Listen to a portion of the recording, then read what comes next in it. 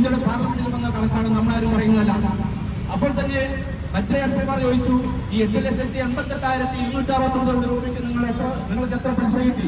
അതിന് കേന്ദ്ര ഗവൺമെന്റ് കൊടുത്ത കണക്കെന്ന് പറയുന്നത് 2019 മുതൽ 2024 വരെ 2,44,000 കോടി രൂപയാണ് പലിശയായിട്ട് ഈ ഡെപ്പോസിറ്റിൽ കിട്ടിയിരിക്കുന്നത്.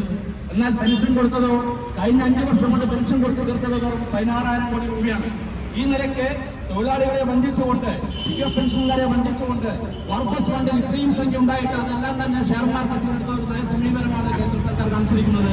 ഇന്ത്യയിലെ കുത്തക മുതലാളിമാർക്ക് PF അക്കൗണ്ടിൽ കിടക്കുന്ന ലക്ഷക്കണക്കിന് വരുന്ന കോടിക്കണക്കിന് രൂപ കുത്തക മുതലാളിമാർക്ക് ഷെയർ മാർക്കറ്റിൽ നിക്ഷേപിക്കാനുള്ള ഒരു അവകാശമാണ്, ഒരു വഴിയാണ് കേന്ദ്ര സർക്കാർ ഇതിലൂടെ കൊടുത്തുകൊണ്ടിരിക്കുന്നത്. നമ്മൾക്കറിയാലോ, ഈ അടുത്ത കാലത്ത് കേന്ദ്ര സർക്കാർ ഒരു പുതിയ പെൻഷൻ സ്കീം കൊണ്ടുവന്നു. നമ്മൾ ഈ സമരം നടത്തുന്നത് പ്രോവിഡന്റ് ഫണ്ട് പെൻഷൻ ഓഫീസിന് മുമ്പിലാണ്.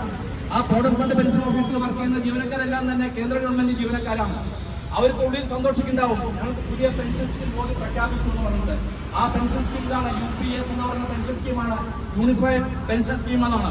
അത് തൊഴിലാളികളെ ബന്ധിക്കുന്ന രീതിയിലൊരു പെൻഷൻ സ്കീമാണ്. നിങ്ങൾ നോക്കുമ്പോൾ ലോകത്ത് ഓരോരോ രാജ്യം ഇന്ത്യയാണ്. 3 പെൻഷൻ സ്കീം നിലനിൽക്കുന്ന ഓരോരോ രാജ്യം ഇന്ത്യയാണ്. ഇവിടെ ആദ്യം OPS ഒരു പെൻഷൻ സ്കീം ഉണ്ടായിരുന്നു, ഓൾഡ് പെൻഷൻ സ്കീം. അത് കഴിഞ്ഞ് 2004 അന്നത്തെ UPA ഗവൺമെന്റ് പെൻഷൻ സ്കീം കൊണ്ടുവന്നു, NPS. ആ NPS എന്ന് പറയുന്നത് നമ്മളെ പോലെ ശമ്പളത്തിന്റെ ഒരു വിഹിതം തൊഴിലാളി ഗവൺമെന്റിലേക്ക് അടയ്ക്കണം, ജീവനക്കാരൻ ഗവൺമെന്റിലേക്ക് അടയ്ക്കണം, എന്നാൽ മാത്രമേ NPS പെൻഷൻ കിട്ടുള്ളൂ. നമ്മളും ചെയ്യുന്നത് അതാണ്. നമ്മുടെ ശമ്പളത്തിന് ഒരു വിഹിതം EPF അടച്ചുകൊടുക്കുന്ന സമയത്ത് നമ്മൾക്ക് കിട്ടുന്ന പെൻഷനാണ് PF പെൻഷൻ. അതേപോലെയാണ് NPS. ഈ NPS-നെയും OPS-നെയും ഒഴിവാക്കിക്കൊണ്ട് പുതിയൊരു പേരിലാണ് UPS എന്നുള്ള പെൻഷൻ സ്കീം വന്നത്. വെറും തട്ടപ്പായിട്ടുള്ള ഒരു ഉടായ്പ പരിപാടിയാണ് UPS പെൻഷൻ സ്കീം എന്നുള്ളത്. ഇന്ന് കേന്ദ്രത്തിന്റെ സർവീസിലുള്ള ബഹുമാനപ്പെട്ട ഉദ്യോഗസ്ഥന്മാർ മനസ്സിലാക്കണം എന്നുള്ളതാണ് ഈ സന്ദർഭത്തിൽ ഞങ്ങൾക്ക് പറയാനുള്ളത്. കാരണം UPS പ്രകാരം റിട്ടയർഡായി കഴിഞ്ഞാൽ നിങ്ങളുടെ മൊത്തം സർവീസ് കണക്കാക്കില്ല. അതിന് ലിമിറ്റേഷൻ ഉണ്ട്, സീലിംഗ് ഉണ്ട്. 30 വർഷം സർവീസുള്ള ഒരു കേന്ദ്ര സർക്കാർ ജീവനക്കാരൻ നാളെ റിട്ടയർഡാവുകയാണെങ്കിൽ UPS 25 വർഷത്തെ സർവീസേ കണക്കാക്കുകയുള്ളൂ. അപ്പൊ ഈ 5 വർഷത്തെ സർവീസ് അയാളെ കുടുംബങ്ങളുമായിട്ട് യാത്ര ചെയ്തതോ ഊണ് കഴിച്ചതോ ചായ കുടിച്ചതൊക്കെ പോയി 25 വർഷത്തെ സർവീസെ കണക്കാക്കണമെന്നാണ് മോദി പറയുന്നത്. ആ രീതിയിലുള്ള ഒരു ഗിമ്മിക്ക് കാണിച്ചുകൊണ്ട്, അതുപോലെ തന്നെ ആദായ നികുതിയിലുള്ള വർധന 12 ലക്ഷം വരെ ആദായ നികുതി സ്ലാബ് വർദ്ധിപ്പിച്ചിട്ടുണ്ട്. ഈ 2 ഗിമ്മിക്കും കാണിച്ചുകൊണ്ടാണ് ഈ കഴിഞ്ഞ തെരഞ്ഞെടുപ്പിൽ BJP കഴിഞ്ഞ 24 വർഷത്തിന് ശേഷം ഡൽഹിയിൽ അധികാരത്തിൽ വന്നത്. ഈ രീതിയിൽ ജനങ്ങളെ പ്രതിനിധിക്കുന്ന കേന്ദ്ര സർക്കാരിന്റെ നയങ്ങൾ തിരുത്തണമെന്ന് ആവശ്യപ്പെട്ടുകൊണ്ടും 80 ലക്ഷത്തോളം വരുന്ന PF പെൻഷൻകാർക്ക് ന്യായമായ അവകാശം, അവർ അഖിലേന്ത്യാ തലത്തിൽ ഉന്നയിച്ചുള്ള ഒരു ഡിമാൻഡ് 9,000 രൂപ മിനിമം പെൻഷനും അതിനോടനുബന്ധിച്ചുള്ള ക്ഷാമബദ്ധ്യമാണ്.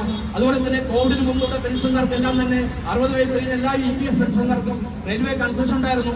അത് കോവിഡ് സമയത്ത് അടുത്താണ് കേന്ദ്ര ഗവൺമെന്റ് അത് പുനഃസ്ഥാപിക്കണം എന്നുള്ള ഒരു ഡിമാൻഡ് ഉയർത്തിപ്പിടിച്ചുകൊണ്ടും, അതുപോലെ തന്നെ കേരളത്തിന്റെ മെഡിസപ്പ് പോലെ റിട്ടയർഡായ PF ജീവനക്കാർക്കെല്ലാം തന്നെ സൗജന്യ ചികിത്സ അനുവദിക്കണമെന്ന് ആവശ്യപ്പെട്ടുകൊണ്ട് നമ്മുടെ അഖിലേന്ത്യാ കോർഡിനേഷൻ കമ്മിറ്റിയുടെ ആഭിമുഖ്യത്തിൽ ഇന്ന് 11-ാം തീയതി ഡൽഹി കേന്ദ്രീകരിച്ചുകൊണ്ട് ഡൽഹി പാർലമെന്റിൽ നിന്ന് ശക്തമായ പ്രക്ഷോഭ സമരം നടത്താൻ തീരുമാനിച്ചതിന്റെ അടിസ്ഥാനത്തിലാണ്.